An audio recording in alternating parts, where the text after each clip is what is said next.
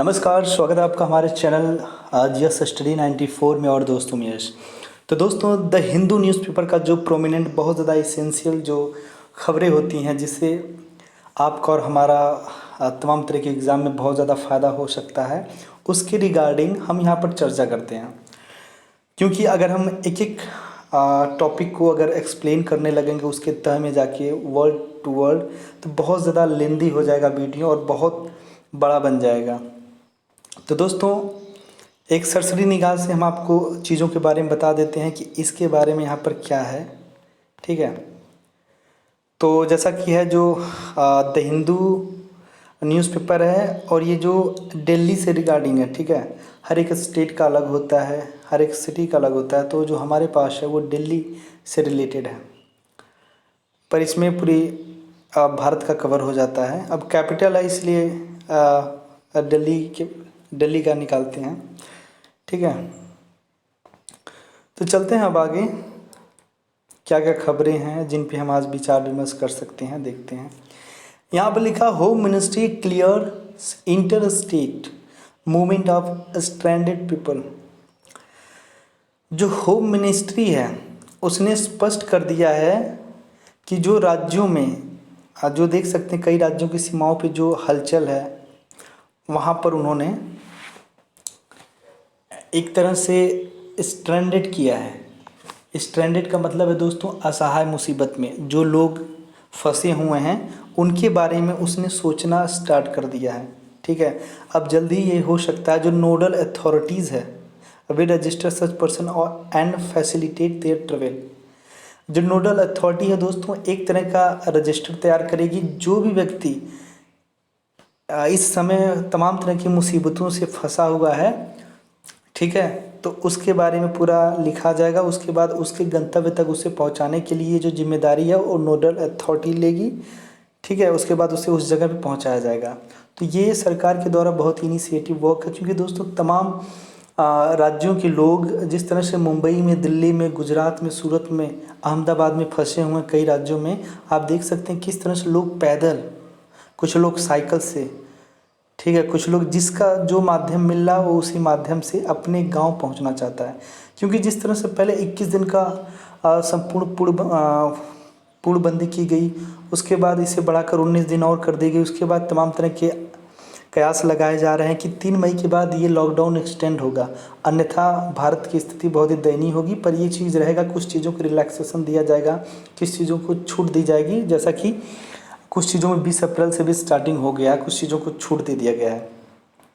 तो ऐसे में इतने बड़े दिन एक रूम में किसी अनजान शहर में सरवाइव करना बहुत मुश्किल है दोस्तों। क्योंकि तमाम कंपनियां जो वादा कर रही थी कि हम अपने मज़दूरों को, हमारे यहाँ जो एम्प्लॉई हैं उन्हें हम पैसा देंगे, ठीक है, वेज देंगे उनका, पर ऐसा कुछ भी नहीं है, कोई नहीं दे रहा है।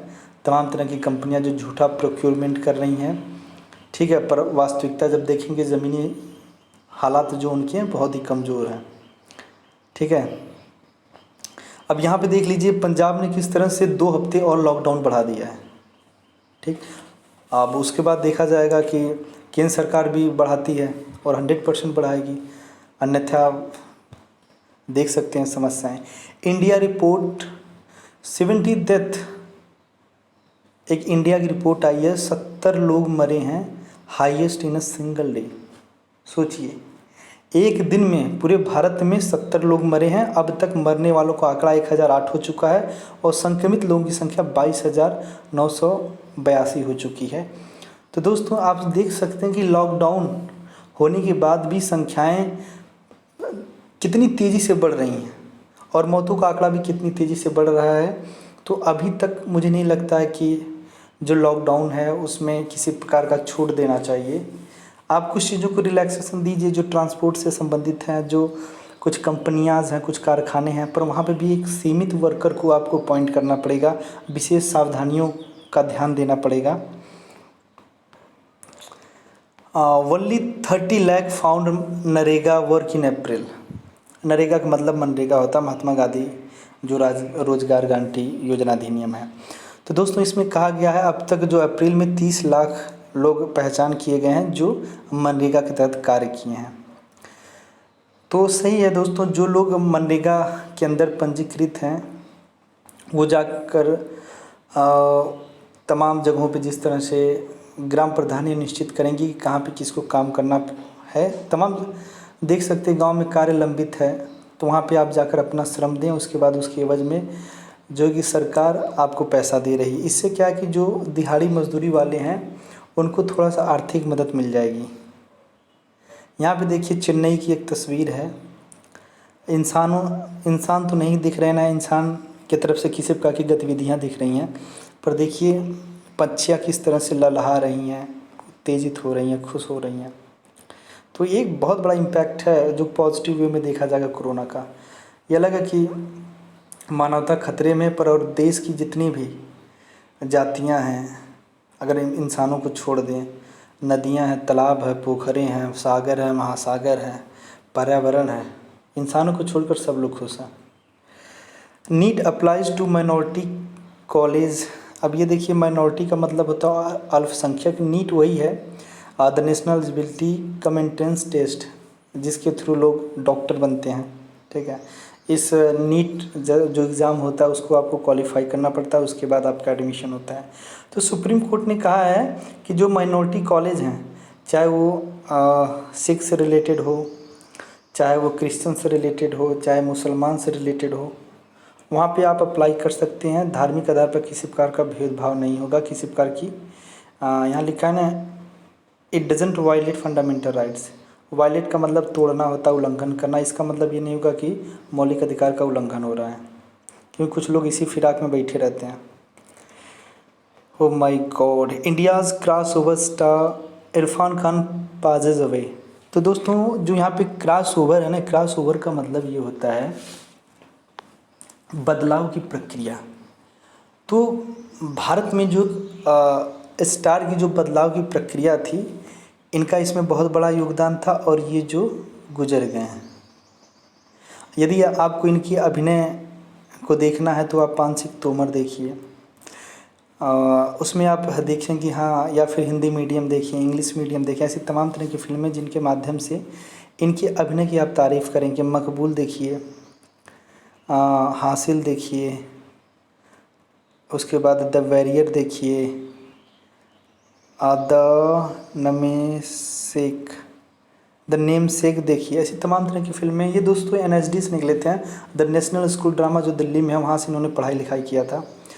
उसके बाद देख सकते हैं किस प्रकार से ये कैंसर से जूझ रहे थे। उसके बाद एक कोलन संक्रमण इनके पेट में हुआ, जिसके बाद कोकिलाबेन हॉस्पिटल जो धीरूभाई जी का हॉस्पिटल, उसमें इनको भर्ती किया गया। उसके बाद संक्रमण और दर्द इतना बढ़ गया कि इनकी मौत हो गई। यहाँ पे है बीजेपी MLA थ्रेटेन का मतलब होता है धमकी देना। मुस्लिम वेंडर का मतलब होता है जो लोग ठेलों पर साग सब्जी जो भी बेचते हैं उनको वेंडर बोला जाता है। तो लखनऊ में एक देखिए यहाँ पे लिखा है BJP MLA in Uttar Pradesh was on Wednesday caught on camera allegedly threatening and berating a Muslim vegetable vendor in Lucknow.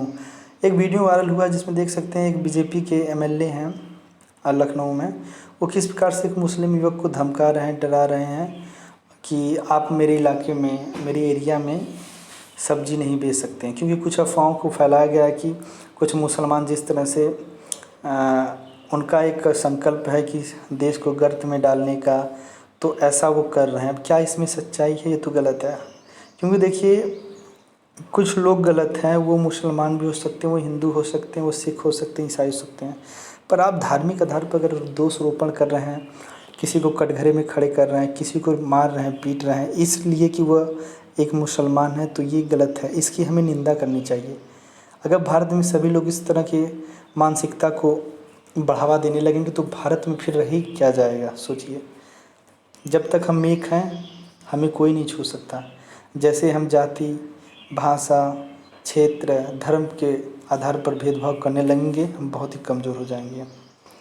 We must do our duty, हमें हर हाल में अपनी सेवा देनी है। कांट बी स्केर्ड, और डरना नहीं है।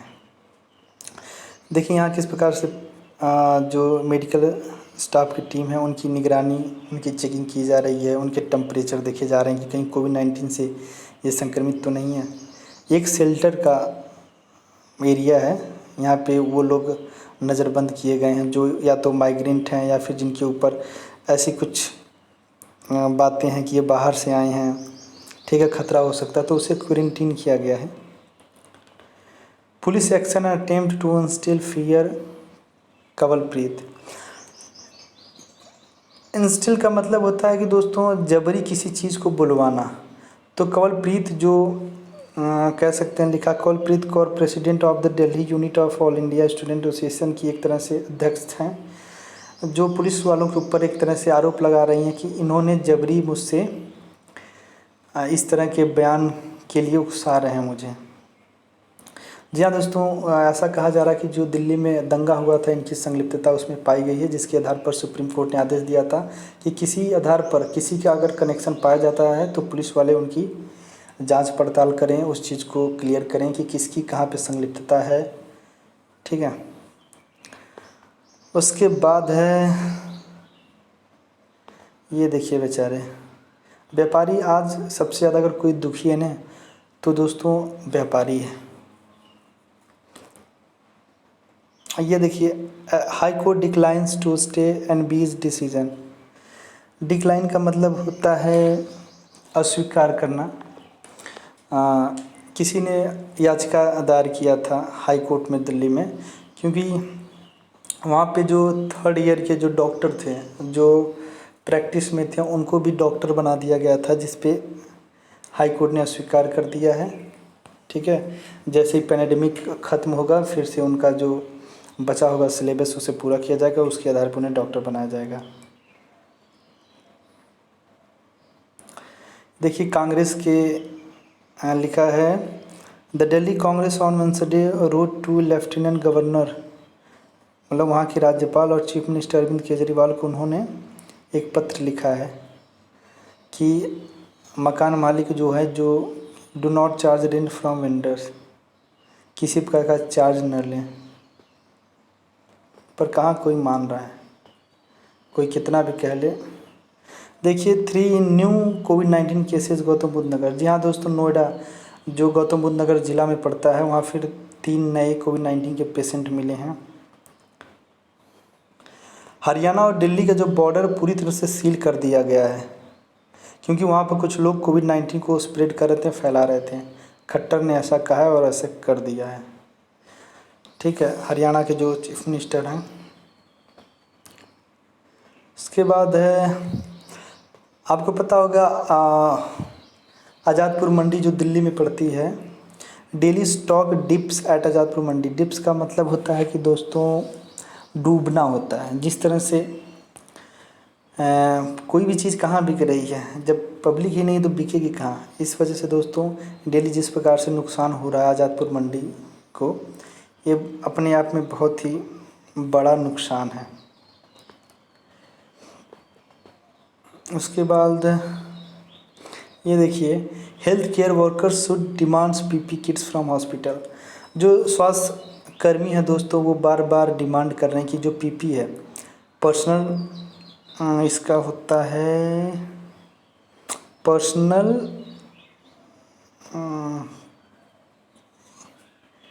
ई का तो मतलब इक्विपमेंट होता है पर्सनल, यहाँ पे लिखा होगा देख लीजिएगा, कभी कभार भूल जाते हैं, ठीक है। उस किट के लिए वो कह रहे हैं कि हमें उस चीज़ को चाहिए तभी हम किसी की जान बचा पाएंगे, अन्यथा हमारी जान दांव पे खुद लग जाएगी।